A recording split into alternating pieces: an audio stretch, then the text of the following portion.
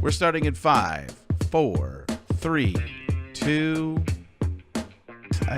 Which they probably couldn't, but I don't know. I feel like if I can't, it's not like we were off the air doing. We'll start the podcast in a second, but maybe we are already. I'm just gonna see. I'm gonna ask the left side of the screen if I should or shouldn't. Dave and I are on the right of everybody. But it's not like I'm doing. It's opposite on my side. Okay, it's not like. Oh boy, that could have been a problem. It's one of those things where I feel like that doesn't seem so bad to me. It's not like I'm doing Barbara Billings. Was it Barbara Billingsley? Is that what it is? In Airplane doing the jive talk? Oh yeah. Could you imagine? Yeah. Could you imagine? Well, maybe. Let's ask that. Does anybody think that some of that stuff, like in Airplane, that goes today? I don't know. I look at it, seems so harmless to me. I'll tell you what, Frank. I watched Bad News Bears, the original, with my kids probably about 6 months ago. I can't believe it. I mean, do you recall the language in that movie? Not really. It was basically, you go back to the 70s where anything went, and they used it all. Yeah. Yes, they did. So, just bad racial word? language. And, oh, really? I mean, yeah. But used in the context of just a regular conversation, not to call a particular thing out, but just a regular conversation within the script. It was interesting. Huh. Yeah, I don't know if Airplane could go now, but I wonder if we needed to. I wouldn't even call that pushing the envelope, but I think up until that point, until movies like that and Richard Pryor, there were no discussions about interracial relationships, about the differences between the race, and now I think they seem hacky in 2019. But I feel like right up until the comedy boom in the early 90s. For Black comics, when Martin and all those guys came out of Def Jam, I think that there was a thing where there was a running thing. It was like, have you ever been to a white barbecue? They do this. At black barbecues, they do this. And that was now that's considered super hacky. But I think there was a period of time where like the races did not cross over very much at all, especially not in terms of real friendship and especially not in terms of relationships. So I wonder if we wouldn't be where we are now if we didn't have those periods, even if we do look back on them and go, ugh. Well, you go back and watch Archie Bunker, All in the Family.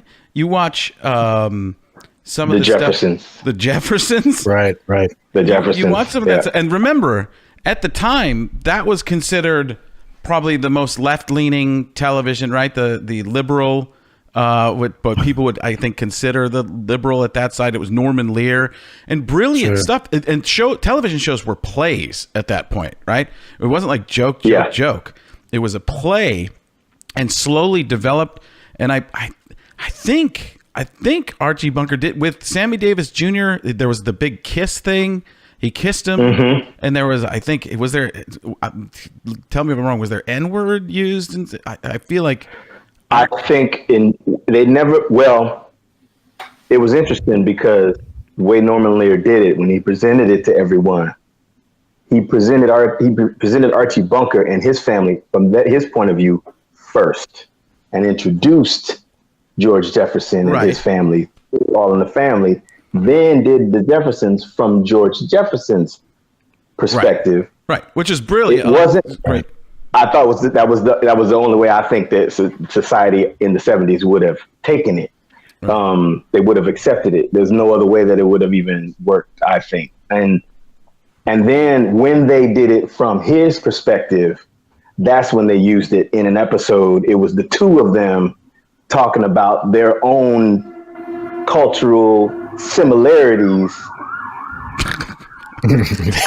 Cultural, yeah. God dang, I'm better try to talk to the police siren. See what I'm saying? Anyway, sorry guys, I live downtown. I'm down here with the people. No. Well, I'm totally kidding. But it's interesting how they were able to connect, not cultural similarities, similar perspectives about culture, but from different points of view. The black point of view and the white point of view, and the two of them didn't want to crisscross. And by showing that, it forced the audience to have the conversation. Because then they're watching these two guys. Yeah, exactly. Okay, that's great. how I think. Yeah, that's how I Right. think. How they're talking about it. Great point. That they used to force the audience to have the conversation. That's a brilliant, brilliant point, in my opinion, because now it's like one side's telling you this, or sides or whatever. They're telling you this thing and telling you almost how to think and how you should think. They used to present things, show you something that would be basically a person thinking in a poor way, right? Like Archie Bunker, you weren't supposed to like him. A lot of people ended up liking him. That was the problem. Of course. You weren't supposed to enjoy that. But like my grandpa watched him and was like, oh, geez, I'm the same guy here, huh? So it's I love this guy. I could just see my grandpa watching and going, hey, Frankie, when you grow up, that's how you got to be. No, he's the bad guy. He's kind of a lovable bad guy, I guess. But I mean, I even talked to older generations of black people that loved Archie Bunker because he was honest. Well, see, that's what I was going to say, and I feel like I think it's under. No one talks about how many black conservative people there are, which are the majority of black people. A lot of older black folks were not with gay marriage and not with Prop 8 when that first came out. We are just now turning this battleship of a race around on how we view homosexuality, how we view mental illness. A lot of these things, black people came up and are still a huge part of the church. And a lot of the things that are considered liberal or progressive leanings are very, very looked down upon in the church. So you're not going to have a transgendered nephew that's embraced by your grandma, or him or her bringing home, a partner of the same gender. That's not going to happen. So I think without them knowing it, they tapped into this huge base of conservative thinking black folks. I do. I love that point. And I go back to what you said, though, Brian, too, in which where you came from there, Al. I never thought of it that way. They used to let us have the conversation. Like it used to be, and I don't even know who's they, and I shouldn't say it that way. It used to be that it was expected you would have the conversation. Nobody's letting you do anything. Anybody can have a conversation at any time, right? There's nobody. I'm going to use an Avengers reference because I just did a comic book podcast, but it's not Thanos wielding the Infinity Gauntlet. And I want to take your lunch money right now.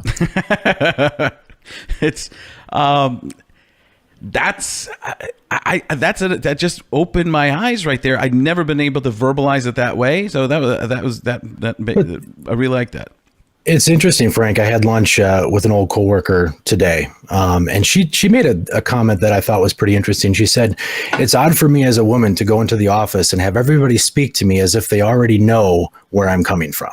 Mm-hmm. And I thought that was pretty interesting because it's true. I mean, it's true that people make assumptions based on race, based on gender, based on other criteria that you must automatically lean a certain way, right? Based on that one point of reference. Well, I'm sure, and that's just not factual. I'm sure that's just not factual. I'm sure Al and Brian have never experienced that. People thinking they think some way, or us too. I went into this. I might have told this story at another podcast. I'm not sure, but I went into a comic book shop. Guy was Mexican, and the only reason I tell you this is because it becomes relevant in the story. And I went into the comic book shop and saw the guy and was like, this guy's interesting. He's got tats everywhere, comic books. I can't tell if he's working at the store or not working at the store because they're going through inventory, but it's kind of like the way the comic book store works. People trade, buy, sell. It's Pawn Stars with comic books. And the guy didn't know who I was or anything. And the way I talk to people is odd. Sometimes I go, hey, who are you? And I don't mean anything negative by it, but I'm just used to being weird because I get away with it, I guess. He kind of took offense to it. Like I was talking down to him, like I was this super cool, stuffy guy.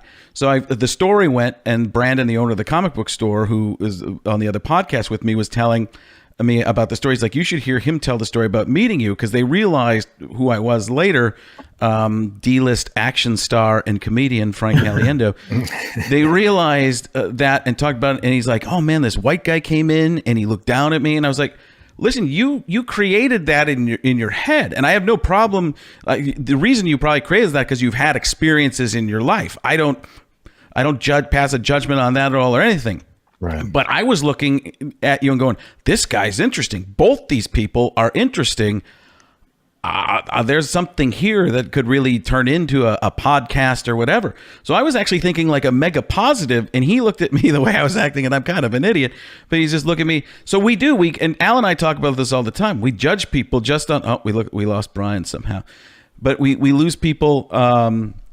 We lose people. I'm combined. We lose people, but we do judge people constantly. Well, I would say this, and I would love to get you guys' opinion on this. I think a lot of times when people are presented to you on television, if I put up a black silhouette to both of you guys and I had a bullet point that said, this person is pro Second Amendment, right, would you guys assume that the next bullet point would be that they are pro or anti-abortion? You can kind of go down the list of what we would assume that person is into. If you're anti-abortion, you probably are pro Mexican border wall. Then it kind of goes on that because that's how the sides are always presented to you. That you're presented as like hardcore liberal or hardcore conservative. Right. And I think no matter whether it's the conversations you had with your coworker at lunch, or the Mexican American gentleman that in the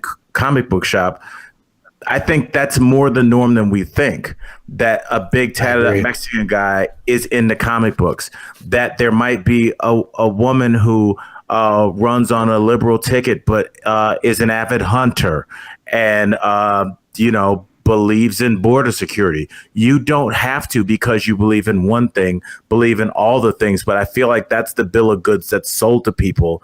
And because of that, they crouch down in their defensive stance and they become on a team. Don't they do that sometimes? Hide some of those views? Don't you think if that's not if it doesn't go with the big picture of it, you don't think sometimes that's hidden from people, or on both sides? I wonder sometimes, because you'll hear people. I remember John McCain running for president, and he was always kind of known as the senator who was in the middle, and the guy that made Republicans mad and was fair to on the Democrat side a lot. Right. And then when he ran for president, suddenly he was this uber conservative guy, and I'm going, wait a second, what is this? I don't get that. So many of these little things, just if you didn't know him as your senator at all, you just think that's him out of the blue. But they run for that base, and I don't know. In a way, I don't want to talk bad about somebody. So anybody who would do that, and maybe that's just the world of politics, but when somebody does something like that, it just makes me go, you're just a politician then. It's just, I have that trouble. And maybe that's just what it is. Do you think that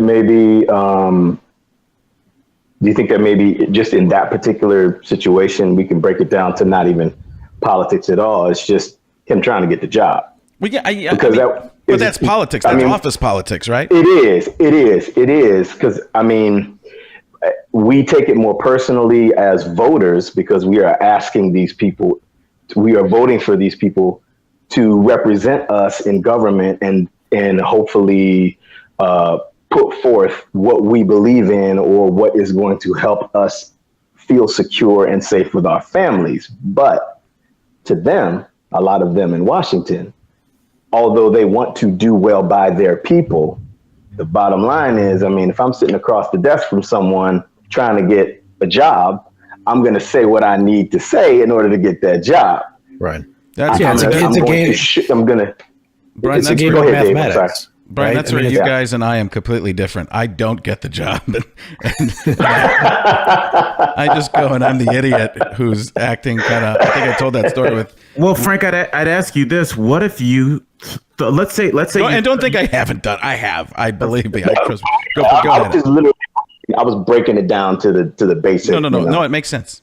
But I think if you're like a driven politician that really honestly wants to do good, which I think that if any of us got into politics, one of us hopefully will, that we would honestly go into it with pure intentions.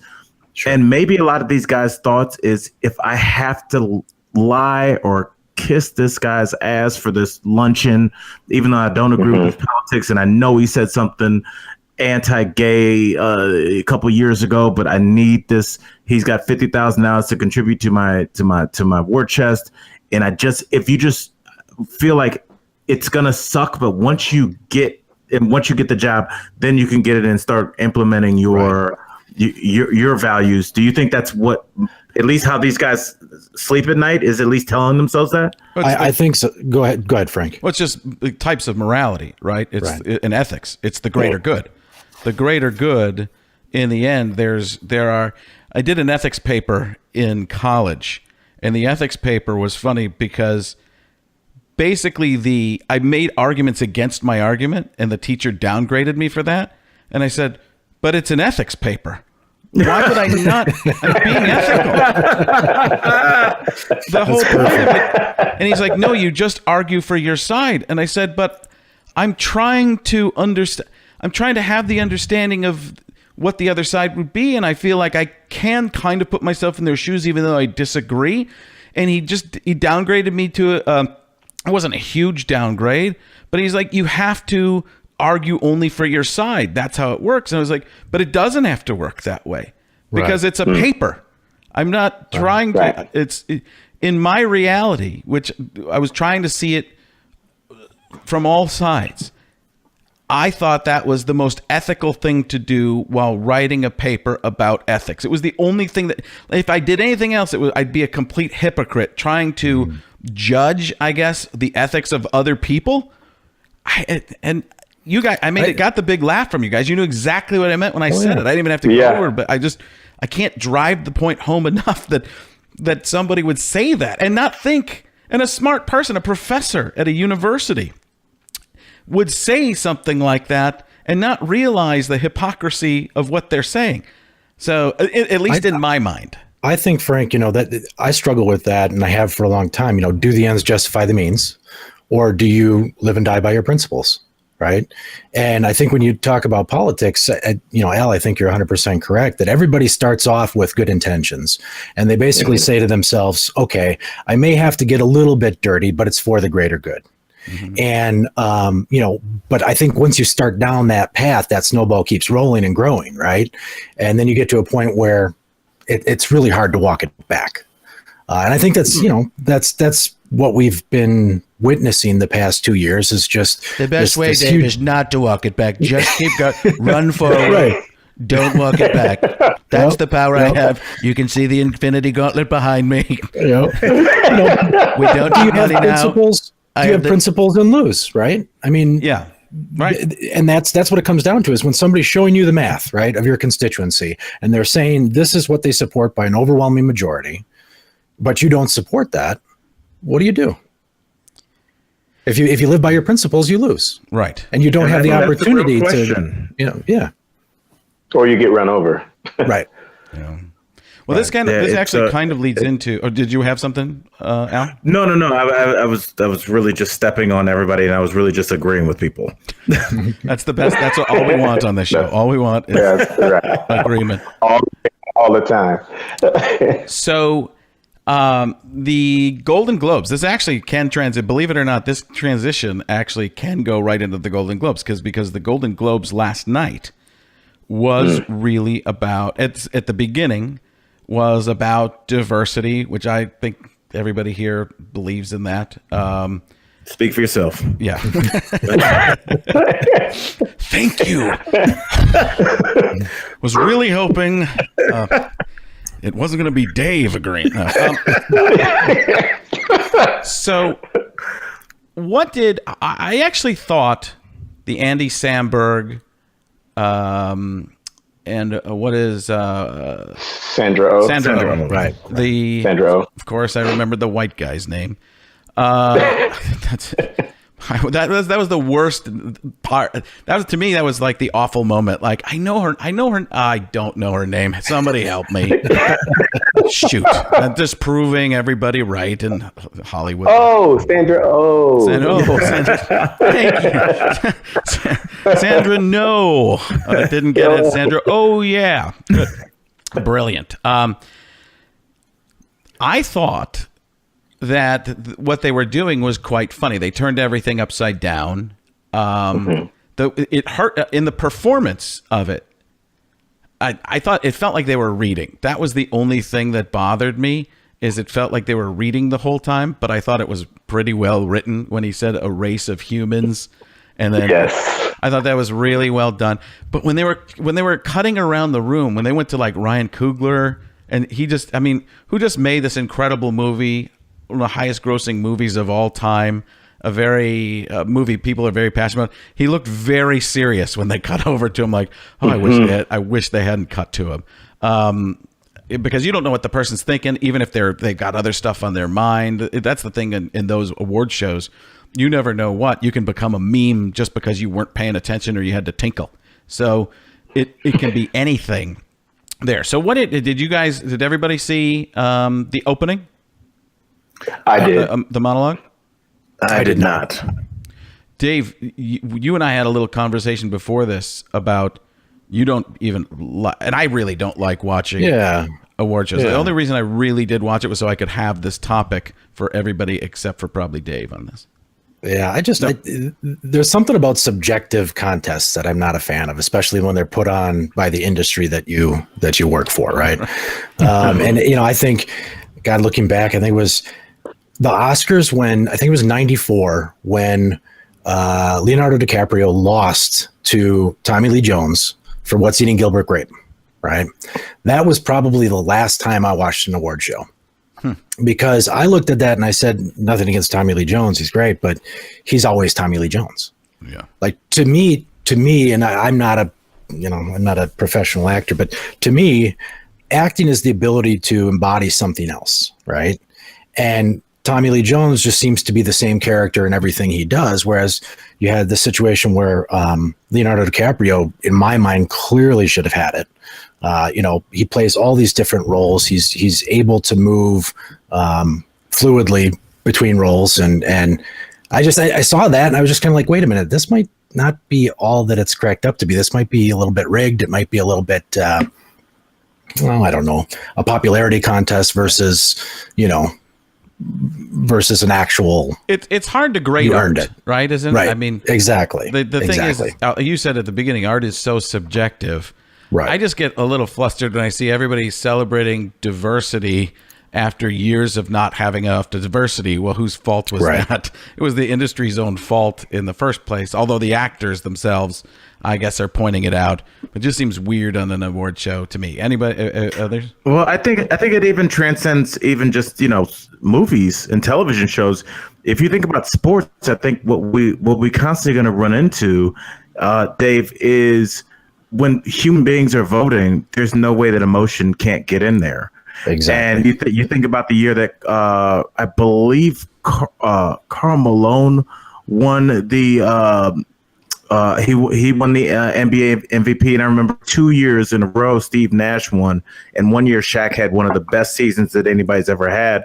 But they're human beings. They're like, oh, well, Michael's won a bunch of it. Let's throw one to Carl.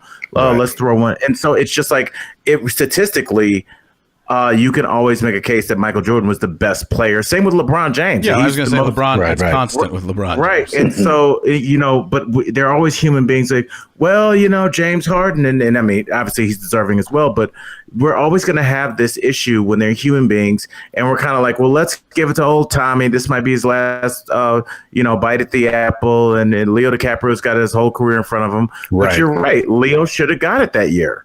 Period. Right. So it's. I just think it has to do with just human beings and emotions, and that we're always going to be flawed, especially in our logic. I love actually hearing other people's perspectives on it, because as an actor, a lot of us think similarly in that. And let me set this up. I'm sorry, because people don't know, you are in live theater. You're doing Beauty and the Beast right now.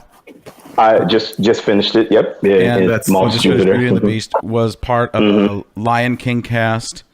Lion King on Broadway and first national tour. Yep. Yeah, so that's the perspective you're speaking from. That you're an accomplished actor. You're not a waiter. Correct. Yeah. So I am a Broadway actor and commercial actor, and there are people in our industry that feel similarly that it's tough to sit in a room and be admonished, for a job that you've done within the same industry that everyone else in the room is in.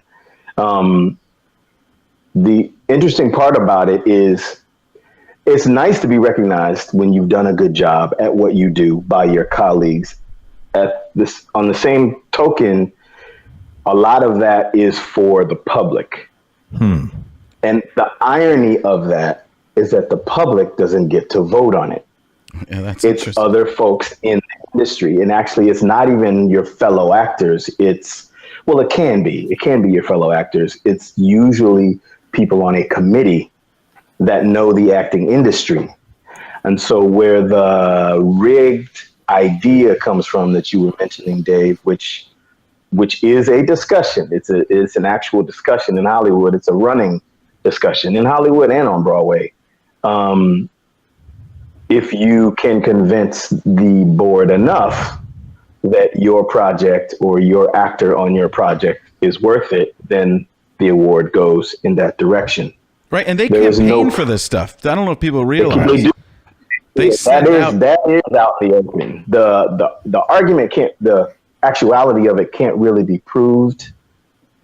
Right. It can't be proved in the public, on the public forum. But it is definitely a discussion that goes on. And you're absolutely right, Frank. They do campaign for it. And so when you see a performance on screen like Leonardo in What's Eating Gilbert Grape, he was phenomenal in that role. I remember that year. And Tommy Lee won for The Fugitive, I think. Correct. Mm-hmm. Yeah. And he was excellent too, but you couldn't have hit the nail on the head any more than that example, because I really feel like the producers from The Fugitive pitched that role for Tommy Lee. Let me ask you this to just to come from the other side on that with Tommy Lee Jones. Like when I've learned in acting and I went to acting classes, was that you try to take a role and put yourself into the role. You feel the feelings of the person, but you're still yourself. And there's a different type of acting, which is that transformative type of acting.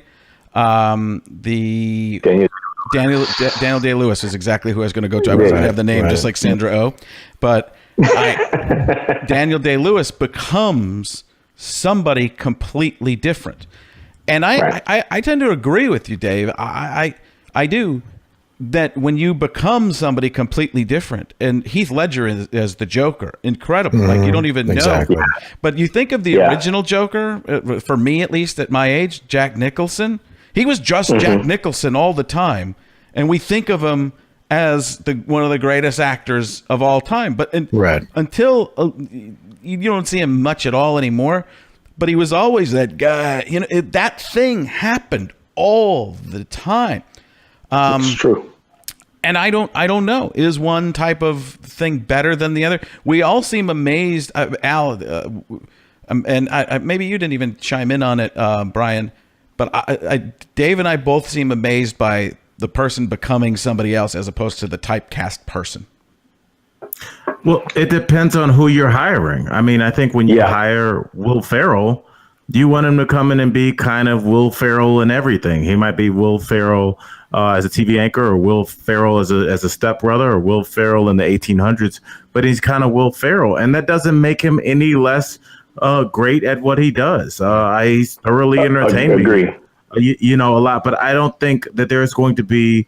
And it's interesting because other comics that have really done a 180 and really tried to embrace a more serious role. You have your Robin Williams, you have Jim Carrey, obviously Adam Sandler. It took a while. Steve Carell. Steve, yeah, and you can see with the last couple of movies he's done, Brian, that he's really trying. I actually have Beautiful Boy sitting on my desk right now. You know, by the way, I won't be watching that. I have sons. I can't do it, but absolutely not. I'll be a mess in about 30 minutes, and then I'll have to lie to myself about why I have to turn it off. I got to get in the shower. To hide the water with water. Is that what it is? The Aquaman theory. Yeah, it's just a By the way, Al, you've already flipped me off of Dave. Dave, you're ridiculous. I'm with Al. All right. No. It's great to hear that. This is why the conversations are so different, because I flip flopped 3 times and thinking from different perspectives and listening to different people. It's amazing to hear, because you don't know. We tend to think linearly, and we tend to think everybody thinks the same way we do. And then when you hear something else, you can go, you know what, maybe, and you can still go no, but you go, good point, great point there, right. Helpful for me to understand it. So I'll give you guys 2 examples. I could give many, because there are so many amazing actors in my industry, our industry, I should say. But let's take Meryl Streep, who I think, if you were to choose someone that was as close to mastering the art of becoming someone else, she is probably the most prolific at that. And then take Denzel Washington. Now, with Meryl, every role that she's played, she has become someone else. Every single role that she's played. There is not one that is like another. There are pieces of her that are in those roles, but she, like Daniel Day-Lewis, becomes Julia Child. She becomes the woman in Sophie's Choice. She has become the queen, I believe. So I think that there is a lot of merit in that way of acting. You take Denzel. Denzel was Denzel for every role up until about 10 years ago, 10, 12 years ago. He started to embrace the idea of becoming someone else. He was very much, yeah, you know what I'm talking about. He was that guy. He was that guy in every role. I mean, he was from the Caribbean, and he was still brother from New York. Right. So, and it worked because he was Denzel.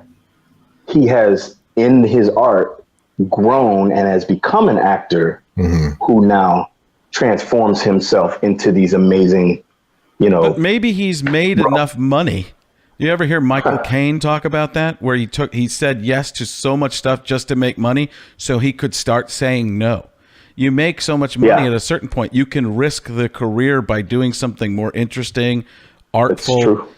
And some people go the opposite way. I talk about this in my act. Liam Neeson and my friend John Holmberg, who's going to be on the show with us at times. We've gone back and forth about this a bunch of times. Liam Neeson went from being this dramatic actor. This is how I talk about it in my act. He's this incredible dramatic actor. Then he did Taken. Now he's doing Taken in every scenario possible. He did Taken, he did the original Taken. He did Taken on a train. He's doing it on a snowplow now. And now he's doing. And my joke was, next is a Zamboni, And he's just paying the bills, Frank. That's what, absolutely. Right? It's you just Can't start be to mad. see that. And the joke I do in my act too is, no matter what movie he's in, he will pick up a phone in the preview and go, I don't know who you are. I don't know what you want. And it's a movie about the 1800s. And is he a time traveler? How is he getting there? But it's like exactly what you said about Denzel. And sometimes I wonder, does that happen because we see people a certain way? I don't know if I can ever unsee. And this guy I believe to be one of the greatest actors ever, Robert Downey Jr., as being something outside Tony Stark. He's that all the time. He's the human Twitter feed. But my thought on that, Frank, is, are they that, or are they that because that's what we want to see? Right. Mm-hmm. That's my I think that's a wonderful question. I think Robert Downey Jr. could act his way out of a bank vault. I mean, he's an incredible actor. Can. Yeah. But I think every time he tries to, every time he tries to do something other than Tony Stark, people look at it like a painting they don't understand. They shrug their shoulders. They walk away. They pull him back in. I'm sorry, I had to force it in. Brian started us on voices, so. But it's true though. I totally agree with you, Al. It goes back to your Will Ferrell theory, or Kevin Hart, or Eddie Murphy, or Sam Jackson. Yes, wow. They want to be the yell and say the MF all the time. That's what they wanted. That's what they want from him. Well, I've broken down. I've broken down Samuel L. Jackson to this. Ba-duh, ba-duh, ba-duh, ba-duh, ba-duh. And no matter what you say, there are too many snakes on this damn plane. What in the world is going on here? And say it again. Say it one more time. That's him. That's him.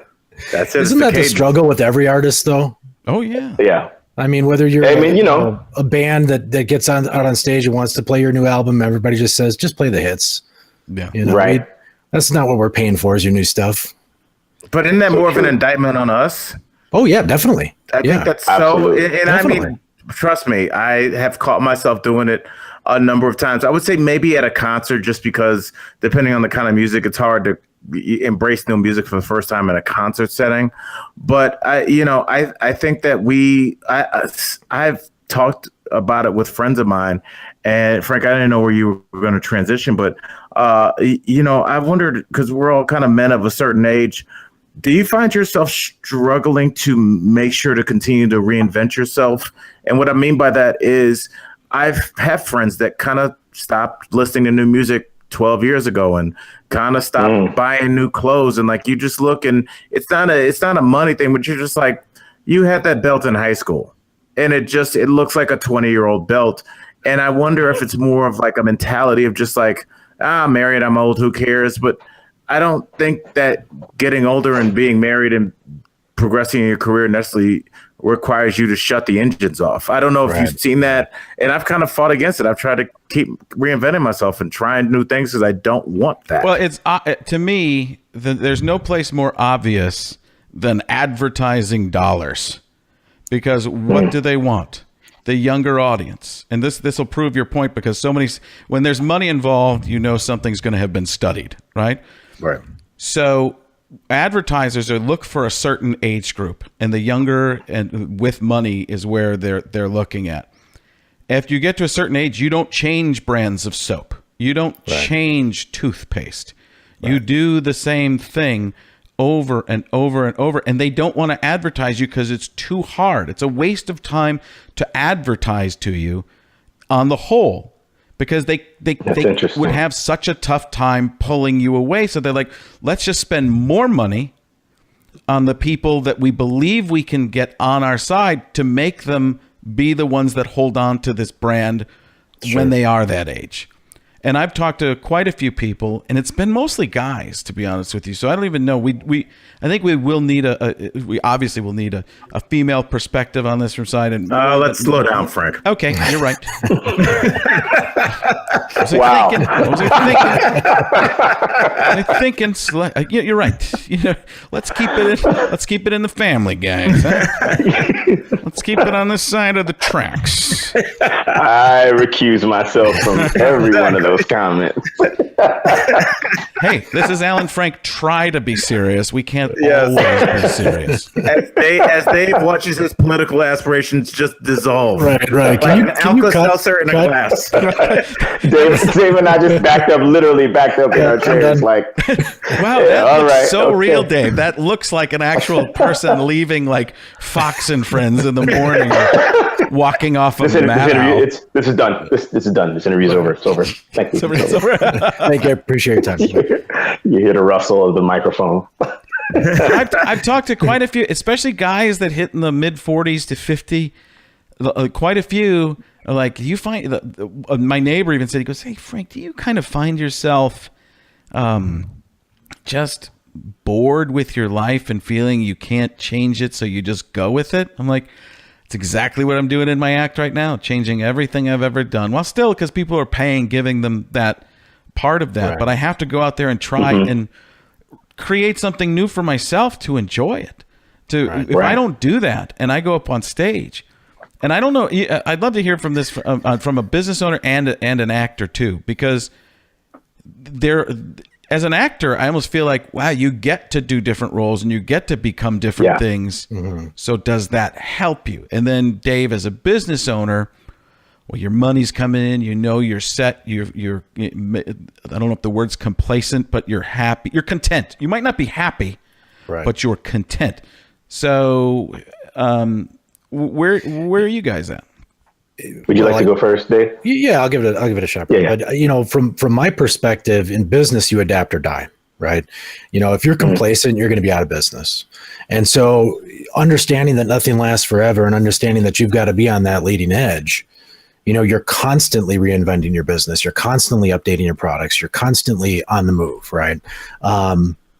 So you don't, anybody that rests on their laurels is not a good business person, and they're going to be gone soon. So from that perspective, I think, it's incumbent on a good business person to keep reinventing themselves. They have to. That's so interesting that you use the word complacent, because the same is true on the actor side. Now, from an audience's standpoint, if you are complacent as a performer in your preparation, or complacent in working the business of the acting industry, reaching out to producers, reaching out to directors, to screenwriters, script writers, book writers, if updating your resume, your photo, if you aren't diligent about that, the audience will get bored with you. That's just it's a what have you done for me lately society as far as your performance is concerned.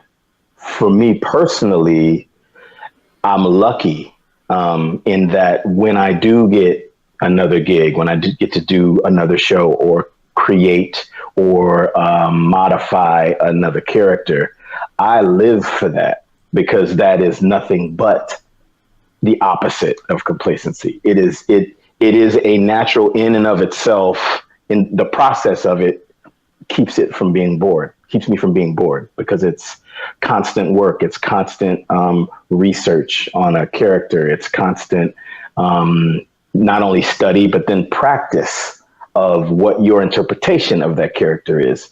So for me as an actor, I live for that. And my wife will tell you, if I'm not preparing for a role, I'm the biggest lump on a log in the house that you will ever see. Like, man, get out of the house and go bounce a basketball or something. Go ride a bike. Go to the beach. Go just get away from me, because I can't stand you sitting here moping around acting like you don't have anything to do, or do the laundry. Something.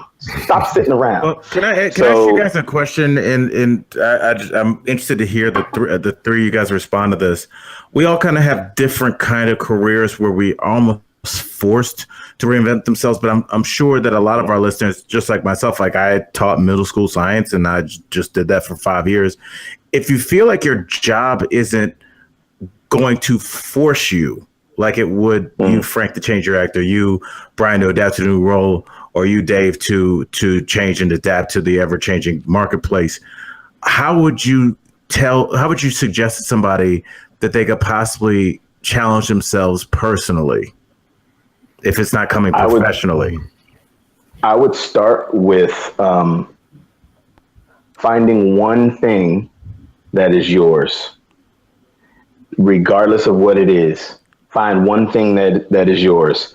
Spending an hour on the bike away from the house, taking a drive, working out, going to the shooting range and shooting down range, spending time with a buddy, or even by yourself, particularly by yourself, shooting pool, find doing yoga, find something that will get you out of the house and away from your normal hustle and bustle, be it family or work.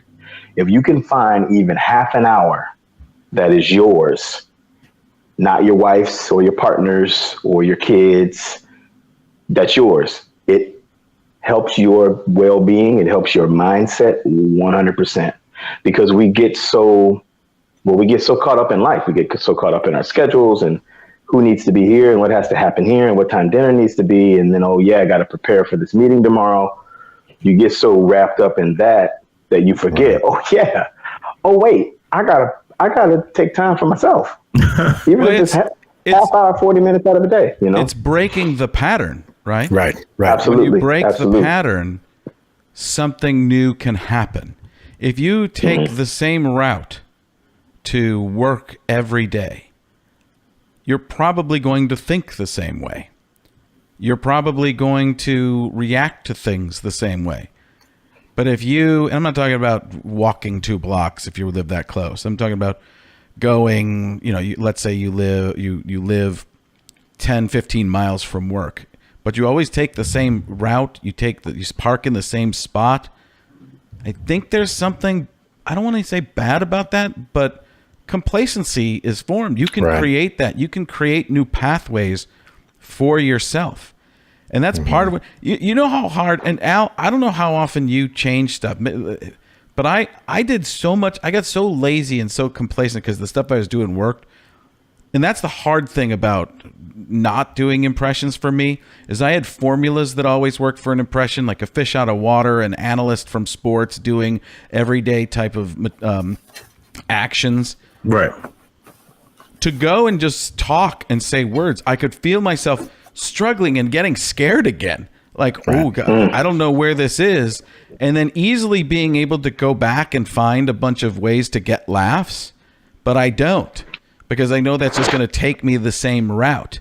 And when you go out there and try new stuff, the tough thing is the audience doesn't always understand that you're working on things. Even if you tell them, they just think you're naturally going to always be. But it works for any of us, right?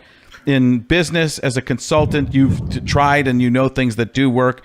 As an actor, you know things that can work. But at the beginning of any new project, there might be stuff that that is too new to you, and it takes you a while to figure it out. Your job is to figure it out quickly, and the people who can figure it out quickly are the people who can adapt and get what they need out of it fast enough and keep the job or get the new job. But Al, do you go out and just talk on stage? Because I've only really talked to you and done stuff on radio and seen you on TV, which is always a new muscle, or a different muscle, but then stand up. But how much do you change in your act? I change, I would say quite a bit. I try and go out and, tonight I have a date, but then right after that, I'm going to try and just go run a hit an open mic, and it's going to suck. There'll be a bunch of comics there that don't want to laugh at me. And it's fine, because if I find one nugget that makes like 4 comics with their arms folded laugh, then I'm on cloud 9. And so I think just having these thoughts and all these things that seem so obscure, and you say something and it resonates with these perfect strangers, this thing that you thought was going to be so weird and get you stares, I feel like is worth it. And, for myself, that's why I took the job as a talk show host, because it's something I had never done. I mean, I knew I could do stand up, but I didn't know if I could talk about, politics and then segue into women's rights in the Middle East, and then come out of it with a package about a little girl that invented a new type of Girl Scout cookie. Mm-hmm. I mean, it's a different. Wait a second. There's a new type of Girl Scout cookie? Yes. That's all I heard. That's the only thing I heard. Yes. What is it? Dude, it's a gluten-free chocolate chip and caramel cookie. And get out. Dude, what? Yes. First of all, gluten-free is taking over. But I have this. And I went on a rant on the show, and I have to know if you guys think I'm crazy. I feel like Girl Scouts are the biggest sham organization, enterprise that does not pay its employees at all. They charge full price. They then have their non-paid employees give their stock, which is the cookies, to their parents to then go work shame their coworkers, which is the definition of a pyramid scheme, to go to retrieve the money from people that have been shamed into buying cookies and then return it to a girl who returns it to some office. They've been doing this for billions of years. Not billions. The dinosaurs. Right.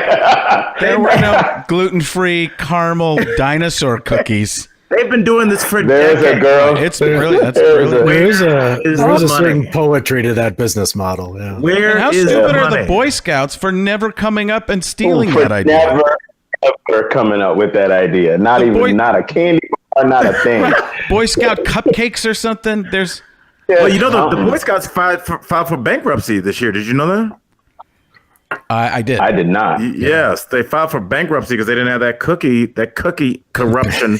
But like, where is the money? cookie racket. Where is that money? There's a Girl Scout mom right now on Twitter like, I can't believe Al Jackson. I can't believe what he just said about the Girl Scout cookies. I'm going to tell you what, right now, Mr. Man, this is what it's... Guys, I just Googled it. It all goes into research and development of a gluten-free caramel cookie. There we go. So I guess we figured out where that Like a 70 billion They went. to your point, it took this little girl to create her own cookie. They weren't even creating their own cookies, right? They had the same 5 cookies. Although there's no real reason to have anything much more than the Thin Mint. Anybody on the Thin Mint, or is everybody? Oh, Thin Mint, yes, but the Samoas. Absolutely. Don't be disrespectful. Samoas, to the okay. Samoas. Yeah, right. You're right. Respectful. Yeah, absolutely. Absolutely. So, yeah, there are Girl Scout moms out there going, I hear you, Al, and other ones going, what is he talking about? All they need to look, Brian. All they got to do, they don't even have to say anything to me. Send me a screenshot of the financial figures. Show me where the money's going. I'm not mad at the girls. I'm like, you're asking your employees to walk up on people's property, which is, first of all, I'm not feeling that. You stand in front of businesses. You don't really have a license to be doing that if you want to be Ebenezer Scrooge with it. And you're depending on your employees' cuteness to get them over, because if either one of the 4 gigantic dudes on this podcast right now tried to stand in front of anything and sell anything, you'd be removed in 10 seconds. Right. It's true. I go when Dave said, so what did you say? What did you say, Dave? There was a certain harmony to that business model. Oh, yeah, I just said a certain poetry to that business model. Poetry was the word. We spoke last time, Frank, about our thoughts on unpaid internships. Well, there you go. Yeah. I was thinking that same there thing. you I was go. thinking that conversation we had off the. I don't think were we on the air for that? I believe so. Yeah. But that was exactly. I was thinking of your point about that. It is amazing how certain things sometimes in tradition, I guess, we are assuming that it's just all for the greater good, like we were talking about before. But who knows? I have no idea where that money goes. I don't think anybody's ever discussed it. And honestly, it's one of the few products that if you don't buy, you're a jerk. Yeah, Right? I don't even eat them, and I'll buy 6 boxes. I go to the other side of the the grocery store has 2 entry places. I go in the other side. Sometimes they build like a fort on each one and get you, but I just try not to. I try to go to the one where nobody's at, and then they figured that out, and they started bringing the girl started bringing her sister or something, so they have a satellite seller. Just avoid eye contact. Keep head down. Keep moving. That's what I do. It's like when I saw Terry Bradshaw years ago at the Super Bowl. He just had to. So many people were coming after him. He just put his head down and went. Yeah. Yeah. Yeah, it's a weird thing because they don't even say that they're like for charity. There's like 4-H. I remember that, and then like obviously the United Way and the Salvation Army.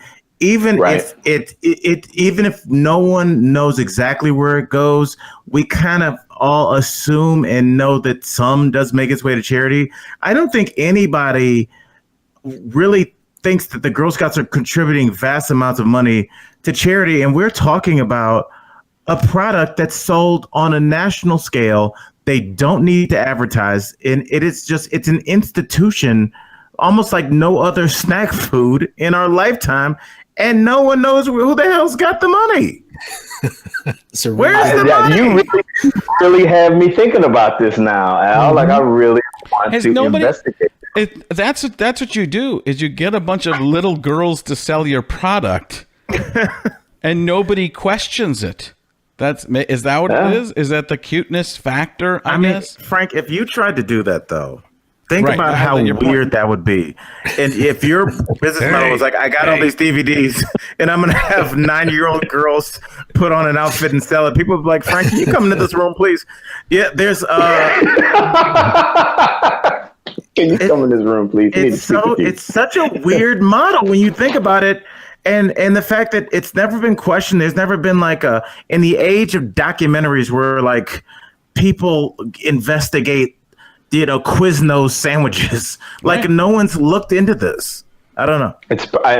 We also are talking about, since we're on it, it's one of the oldest institutions in the country connected to, not connected to, but related to the Boy Scouts, which is then related to the Eagle Scouts, which is then related to ROTC, which is then related to the Army. So you've got this engine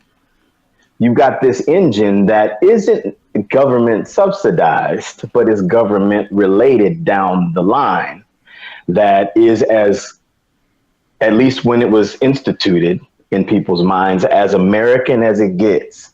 So why question it?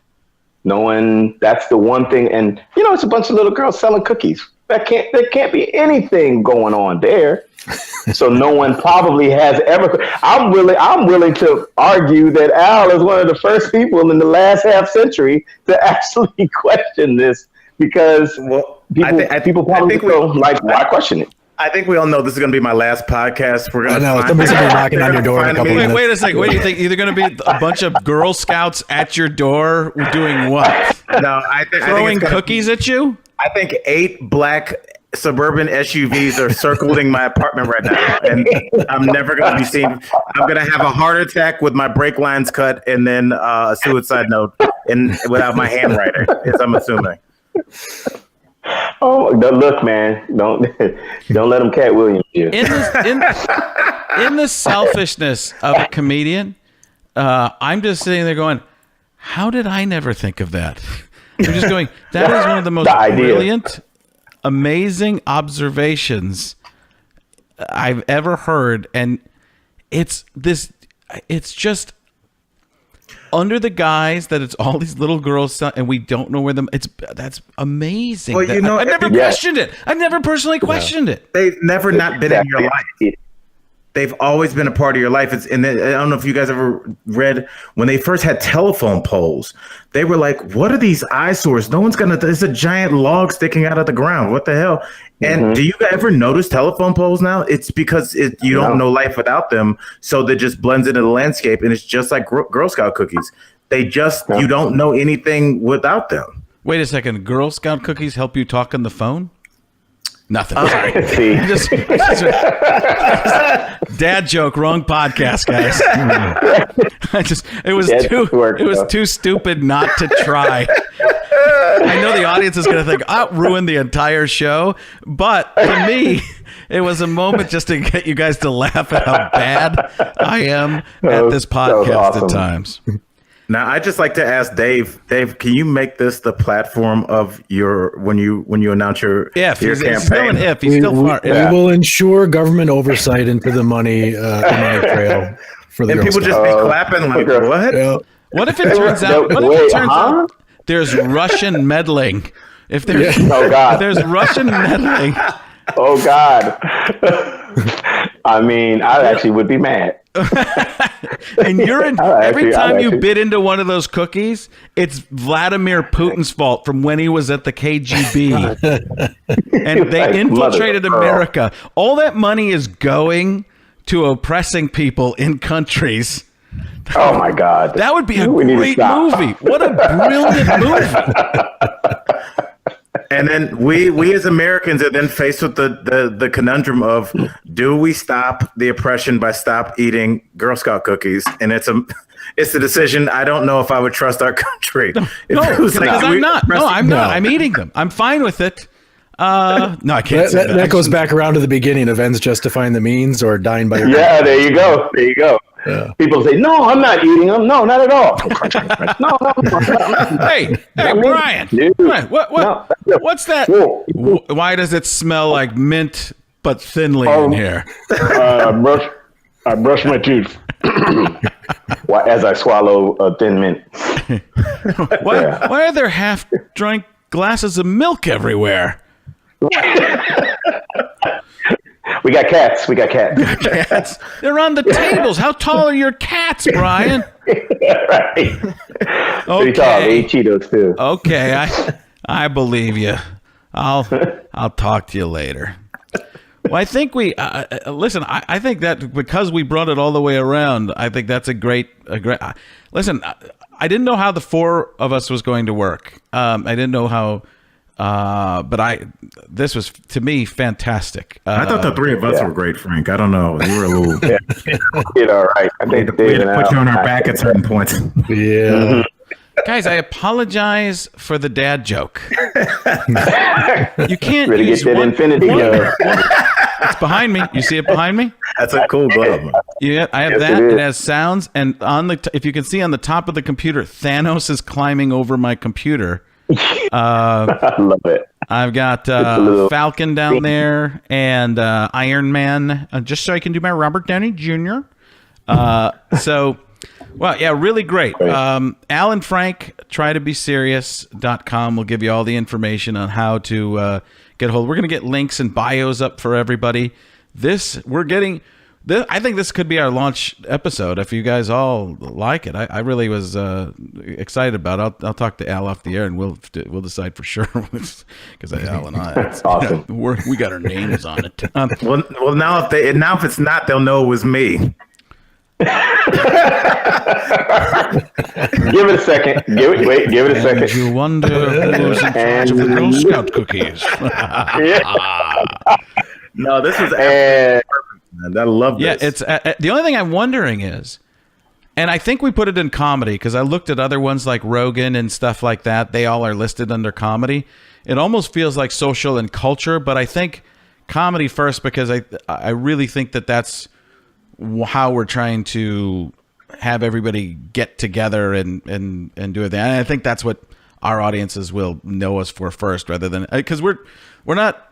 I don't know if we're trying to change the world. We're just trying to understand people in the world a little bit more. And, start a discussion.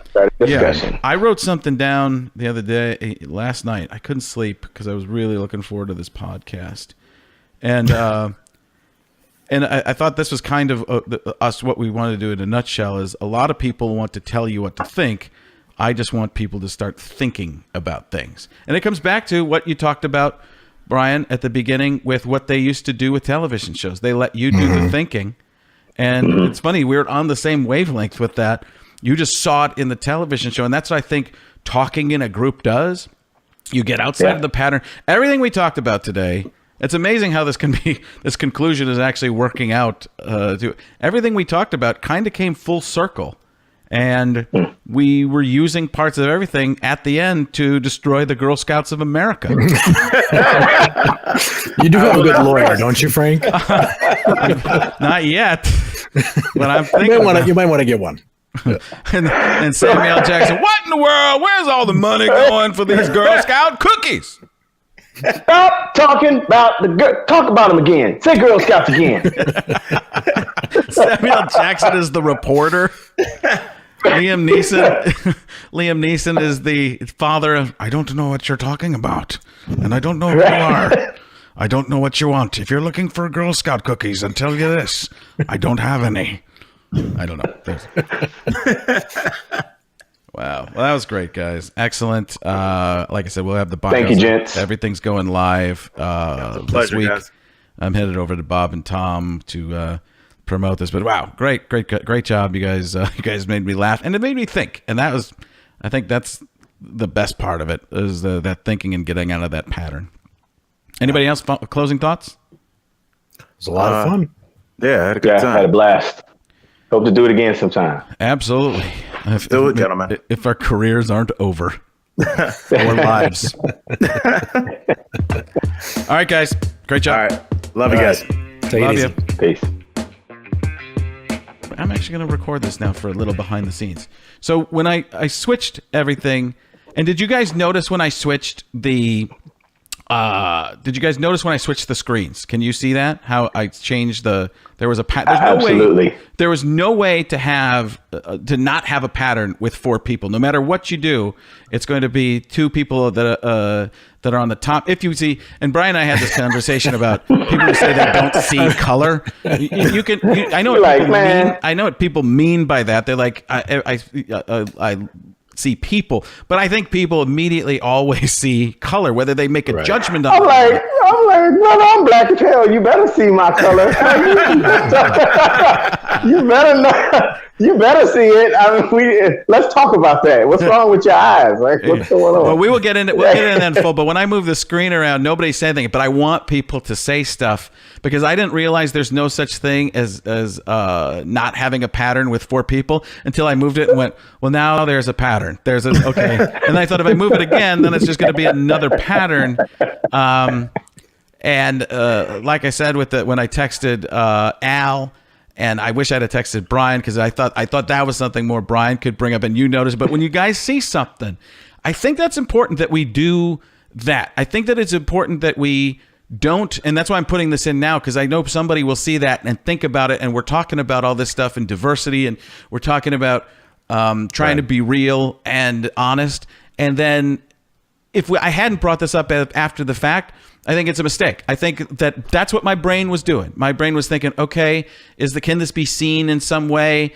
Will somebody say something? I mean nothing by this, but I want to make sure that I'm doing everything I can. And sometimes you just can't, quote unquote, win in that situation. But I want people to call each other out. And it's not, I don't think it's a mean thing. I think it's silly. I think it's that we do notice that in the first place, but I shouldn't say it's silly because it's important too. But we just gloss over a lot of that stuff.